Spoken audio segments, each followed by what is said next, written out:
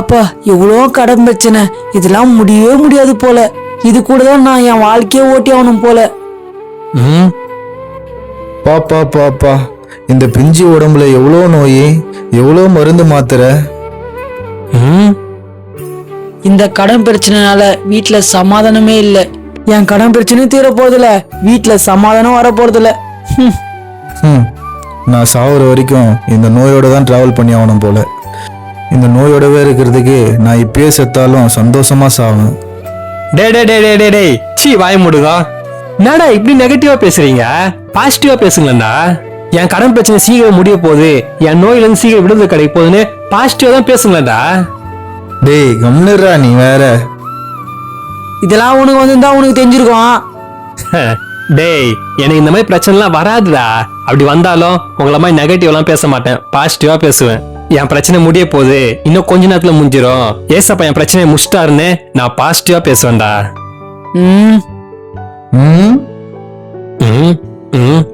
என்னங்கடா நான் பேசுறது புரியல? எங்க புரியும்? அதான் பாஸ்டர் பைபிள் படிங்கடா பைபிள் படிங்கடான்னு சொல்றாரு. எங்க படிக்கிறீங்க? நீதிமொழிகள் 18:21 மரணமும் ஜீவனும் நாவின் அதிகாரத்தில் இருக்கும், அதில் பிரியப்படுகிறவர்கள் அதன் கனி புசிப்பார்கள் இருக்கு.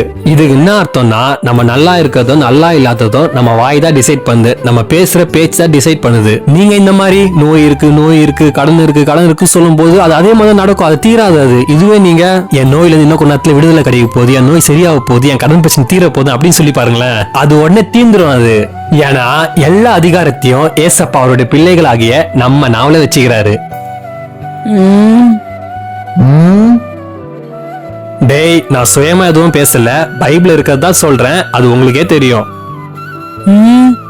ஆமால இது தெரியாம போச்சு. நண்பர்களே இப்பயாச்சும் நான் சொன்னது உங்களுக்கு புரிஞ்சுதா? இனிமையாச்சும் டெய்லியும் பைபிள் படிப்பீங்களா? இப்பதான்டா தெரியுது நான் ஏன் இன்னும் இப்படியே இருக்கிறேன்னு. இனிமேல் நான் பைபிள் டெய்லியும் படிப்பேன்டா. ஆமாண்டா, இனிமே நானும் ஒழுங்கா பைபிள் படிப்பேன்டா. சந்தோஷ், இனிமே உன் கடன் பிரச்சனையை பார்த்து நீ என்ன சொல்லுவ? என் கடன் பிரச்சனை சீக்கிரம் முடிஞ்சு என் குடும்பத்துல சமாதானம் வர போகுது. இல்ல இன்னும் கொஞ்ச நேரத்துல ஏசப்பா என் கடன் பிரச்சனை இருந்து விடுதலை தர போறேன். நான் பணக்காரன் ஆக போறேன்டா, நிறைய பேருக்கு நான் கடன் கொடுக்க போறேன்டா. அஜித், இனிமே உன் நோயை பார்த்து நீ என்ன சொல்லுவ? டேய் நான் வீட்டுக்கு போறதுக்குள்ள அது சரியாயிடும்டா. 2000 வருஷத்துக்கு முன்னாடியே ஏசப்பா என் நோயை சிலுவையில சாவச்சிட்டாரு. இப்பயே எனக்கு ஒரு பலன் வர மாதிரி ஒரு ஃபீல் இருக்குடா. Good boys. வீடியோ பார்க்கும் அன்பான ஏசப்பாவோட செல்ல குட்டி பிள்ளைகளே, இனிமே உங்க பிரச்சனையை பார்த்து நீங்க என்ன சொல்ல போறீங்க? கமெண்ட்ல சொல்லிட்டு போங்க.